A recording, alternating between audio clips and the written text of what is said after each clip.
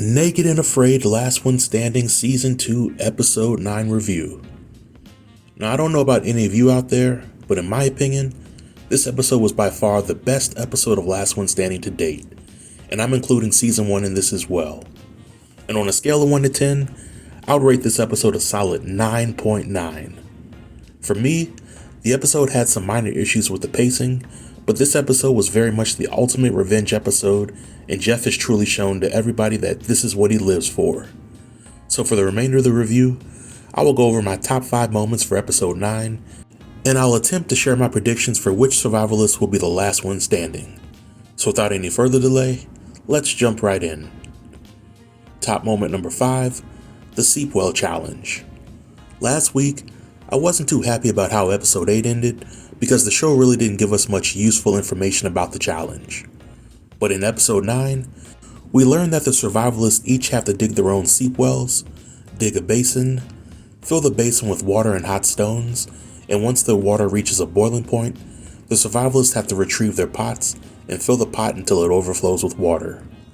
This is a very deceptive challenge, because on the surface, it seems relatively easy, but what really made the difference was how each survivalist implemented their strategy for winning the challenge. Gary, Patrick, and Dan opted to try to use their speed as well as their strength to get a leg up on the other survivalist, but this strategy stalled their progress when it came time to boil their water. Kai knew that she was at a physical disadvantage, so she opted to focus on executing her water filtration system the right way instead of the fastest way. Unfortunately for Kai, she injured herself in the process. But then we have Jeff and Fernando. I'll admit that in my predictions video for episode 8, I had written both Jeff and Fernando off.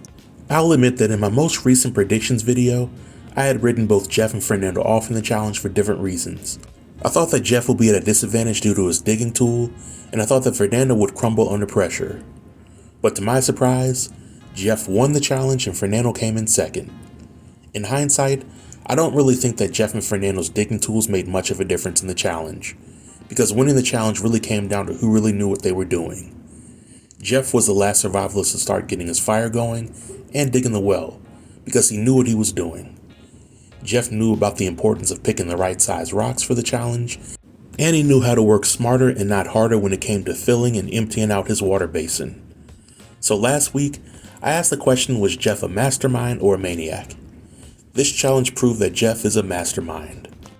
Top moment number 4, Jeff now has control. There were 2 benefits to winning the Seep Well Challenge. Benefit number 1, the winner would get control over which survivalists teamed up until the finale. And benefit number 2, the winner would get all of the losers' hard-earned survival items. Because Gary lost the challenge, Gary had to give Jeff all of his items, and Gary had to stay in a boma all by himself. And because Jeff won the challenge, he got to pick 1 or 2 survivalists that he wanted to pair with until the finale. Jeff, being the mastermind that he is, picked Fernando and Kai to partner with, while picking Patrick and Dan to partner together while they stay in different campsites. With Jeff being in control, I was patiently waiting for this purely evil version of Jeff to pop out and be a jerk to everybody, because that's what the Jeff haters believe him to be. But no. Jeff not only used his new profound power in a positive manner, but when he finally decided to get revenge, it was done in a tasteful and respectful manner, which makes Jeff the MVP for the season. Top moment number 3, Kai makes her stand. In this episode, when Dan and Patrick were paired together, they automatically assumed that their alliance with Kai was still on the table, and they thought that they could use Kai to feed them information about Jeff. But when Kai met with them one-on-one, she stood her ground and politely told them to keep her out of their drama. I was proud of Kai for showing some backbone when it came to the chance to screw Jeff over, because most of the survivalists from season 1 were happy to turn on Jeff because it meant free food and the chance to stick with the group. But I believe that in this competition, you can be respectful towards your competitors while wanting to be the last one standing. And when Jeff told Patrick and Dan that he wanted to be around winners, I truly believe that Jeff views Fernando and Kai as the biggest threats to him, and if Jeff plans to win the competition, he wants to know that he won while beating the best that were left. Top moment number 2, Jeff and Gary are still allies. After Gary had to fork over all of his items to Jeff, he was essentially left to forage the land with no survival items to help him along the way. During this time, Gary spots some Mapani honey and he needs the axe to retrieve it from the tree. Gary then goes over to Jeff and proposes a trade for the axe, which Jeff accepts. Now if this were Patrick or Dan asking for the axe, then Jeff would have politely declined. But because Jeff views Gary as an honorable person, he's okay with Gary using the axe, and of course he's getting some honey out of the deal. I think that out of all the remaining survivalists left in the competition, Jeff respects Gary the most, and he hopes that he faces against Gary in the finale. And top moment number 1, Jeff gets his ultimate revenge. If winning the Seep challenge and getting a troll over who gets the team with who wasn't enough for Jeff, Jeff used much of his time in this episode sticking it to Patrick and Dan, and I enjoyed every moment of it. The first significant scene was when we see Patrick and Dan fishing together. Jeff then comes out of nowhere and he throws his cast net into the lake. Jeff not only catches 20 fish, but he scares off all the other fish that Dan and Patrick were trying to catch. And later in the episode, almost everybody goes out hunting, but Jeff is the only survivalist to snag an impala. In my prediction video, I predicted that Jeff might be the one to get a big game animal because it was foreshadowed for quite some time. But what Jeff does with his fish and impala bounty is what was the most impressive. Jeff decides to share much of his food with the campmates, and he even gives Gary an impala leg. The funniest moment for the episode for me was seeing Dan and Patrick walk up to Jeff as he's processing the impala meat, and Jeff promises to give them some impala steaks.